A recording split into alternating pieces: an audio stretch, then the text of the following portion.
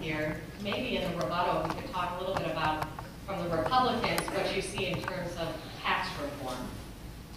Maybe a compromise there from the Democrats on entitlement. Congressman Polis? I am a co-sponsor of a balanced budget amendment authored by my Republican colleague Justin Amash of Michigan. I've come to the conclusion that Congress will not balance the budget unless it's forced to, just as our state legislature is here in Colorado, so I strongly support taking that to Congress. I also want to advocate looking out of the box for revenues. Another bill I'm working on with my colleague Ed Perlmutter is around internet gaming. By regulating and taxing internet gaming, we can not only create jobs in our country, but also generate billions of dollars in revenue to reduce the deficit. I think we need to think out of the box. It's not just about raising revenues or making cuts. Let's think out of the box and find new ways to create jobs and create revenues. With regard to what we do in both Simpson with regard to tax rates, what do we do with the marginal tax rate? We get out of this 35 or 39.6% discussion. It's a marginal tax rate of 30%. It increases revenue, decreases the tax rate, increases our competitiveness as a country. What does the Paul Ryan budget do? It drops the capital gains tax rate, dividend tax rate to 0. That's the rate the most wealthy people pay. While it makes some of the cuts necessary to balance the budget, it doubles down and spends even more by reducing the tax rate of the wealthiest Americans to 0%. How does that make sense? Senator Lumper. Thank you very much. Again, the point is, do you raise taxes to increase revenue, or do you raise taxes which will inevitably create a reduced economic activity? I believe that it's very clear that we can't, you know, I've been a lawmaker for 10 years now, and I've seen these schemes come through where we promise to lower the spending later, but we're going to raise the taxes now, and that's what I fear we're going to see if there's some sort of a come together in the middle ground. No, what we need are fundamental structural changes to what the business of government is, particularly at the federal level. Until we address that, we will not fix the problem.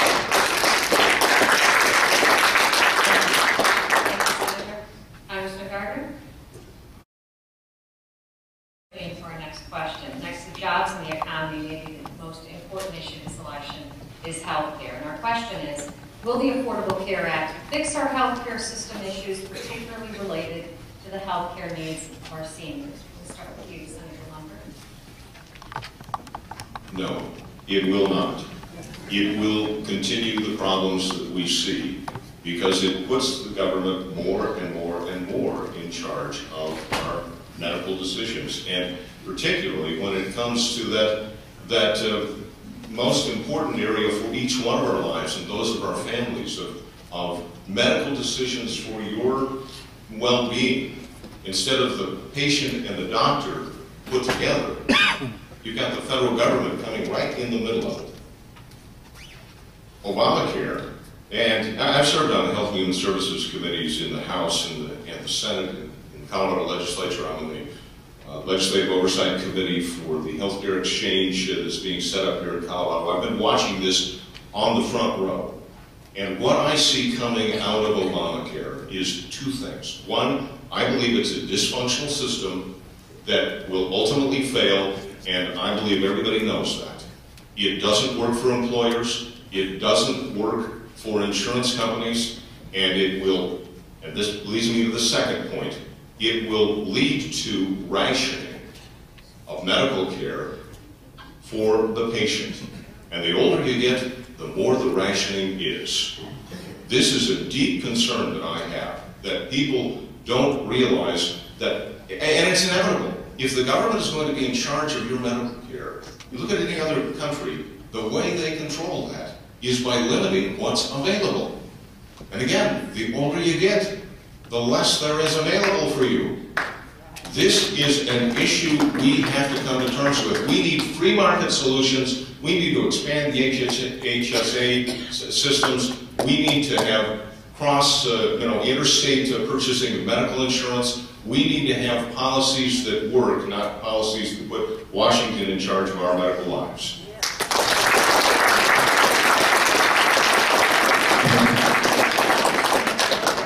Yeah, I think the Affordable Care Act is an important step in the right direction, creating more competition through the state-based exchanges that Colorado implemented on a bipartisan basis that allow particularly small companies, those who are self-employed, to shop among several insurance programs. It encourages responsibility. Before the Affordable Care Act, again, there were a lot of uninsured Americans who would effectively cost shift onto those who have insurance, forcing all of us to pay for them.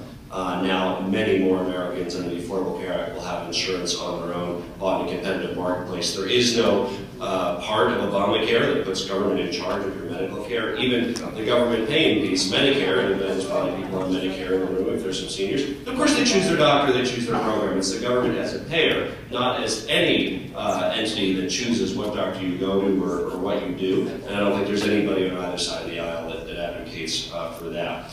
I think we need to go further. I support replacing the medical device tax, which is a tax that pays for part of Obamacare, that actually could increase medical costs, with other forms of financing. Along with my colleague Ed Perlmutter, we support repealing that tax and replacing the lost revenues with closing the oil and gas industry loopholes that they benefit from, to the exclusion of other industries. That bill also reduces the deficit on a standalone basis by several $1 billion. So we have a ways to go. I think what the American approach to healthcare in the 90s and early 2000s clearly didn't work. I had a small business during that time frame where costs went up for healthcare for 10 to 15% a year.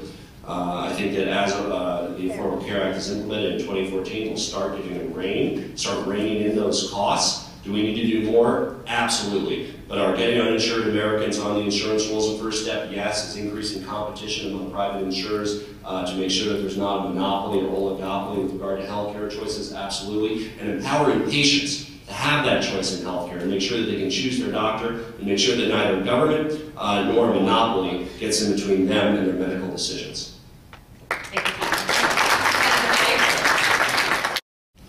Thank you. I find it remarkably ironic that the previous question on sequestration really revolved around what seemed to be a universal acceptance that we've got to get a handle on how big government is and put some changes in place that rein it back to where we can afford it. And then the next question is, but what about Obamacare?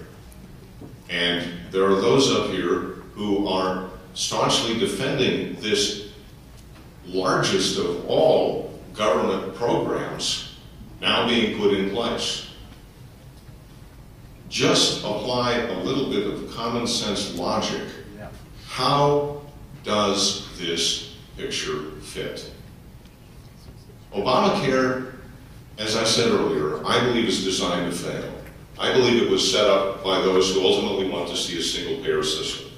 So the question is, who should be in charge of medical care? You or the federal government? Thank you, Senator. The irony here is that those who are decrying and saying the federal government should not be between a patient and their doctor are also placing the federal government directly between a woman and her most intimate healthcare decisions that she makes.